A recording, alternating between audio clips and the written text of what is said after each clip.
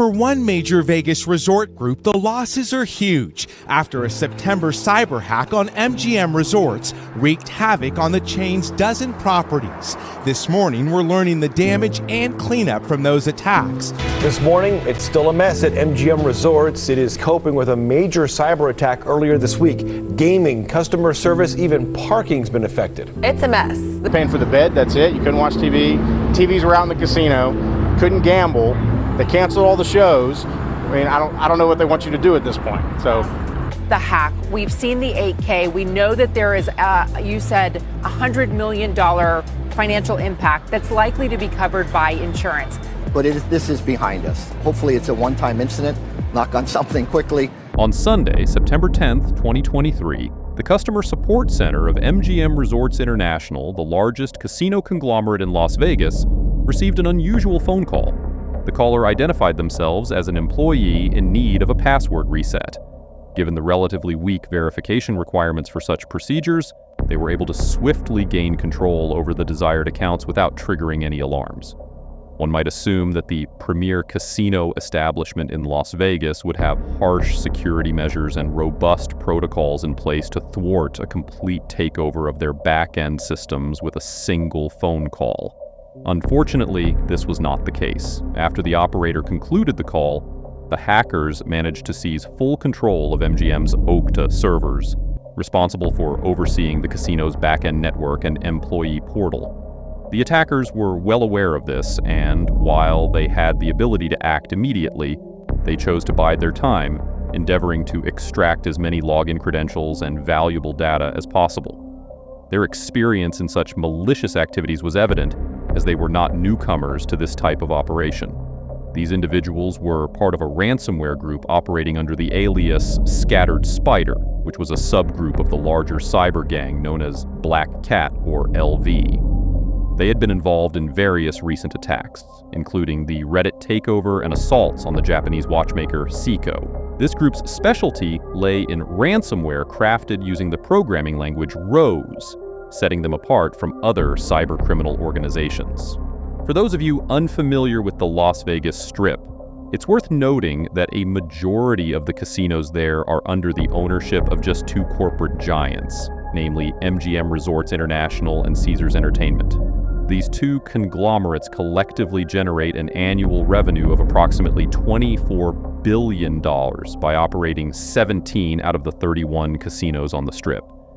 MGM, in particular, is a prominent player in the gambling industry, boasting a company valuation of around $33 billion. However, a significant disruption loomed as a consequence of a single phone call.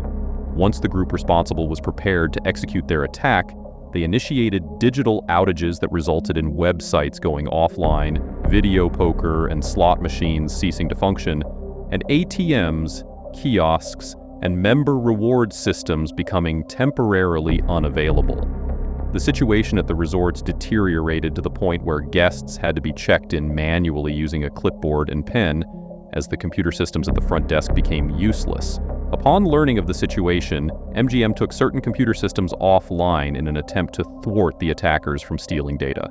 Regrettably, this defense proved to be inadequate, and their subsequent efforts to expel the hackers from their network also failed.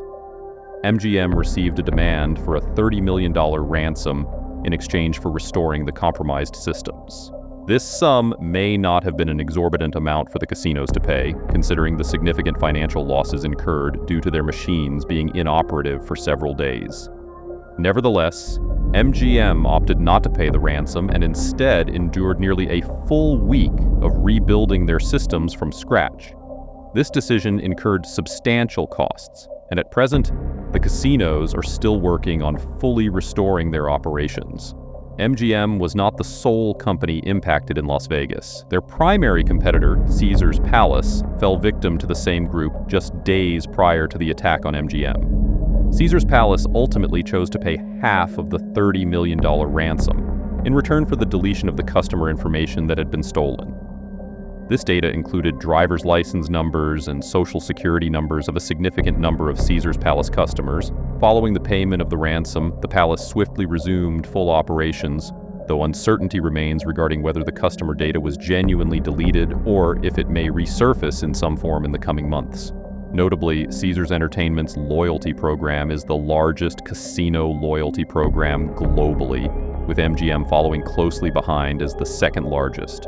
While most cyber attacks leading to network compromise typically result in a distressing narrative filled with unfortunate victims, this story takes an additional twist as it entails financial losses and the potential jeopardy of customer information. Throughout this challenging period, the employees emerged as the true heroes. MGM summoned more than 80% of its staff to be present on the casino floor, striving to ensure a seamless experience for all the guests amidst this dire situation. It's important to acknowledge that because MGM chose not to pay the ransom, there is the potential for adverse consequences regarding their customer data. Since the incident, both the attackers and the conglomerates have issued statements. MGM reassured the public that all was well when it clearly wasn't, asserting that they were doing everything within their power to protect their customers from any adverse effects. In contrast, the attackers condemned MGM as a heartless corporation that disregards customer privacy, suggesting that MGM hesitated to make a deal because their customer data was of lesser value. It's probable that the information will eventually be made public one way or another. For now, it appears that the system has been restored and is operational once again.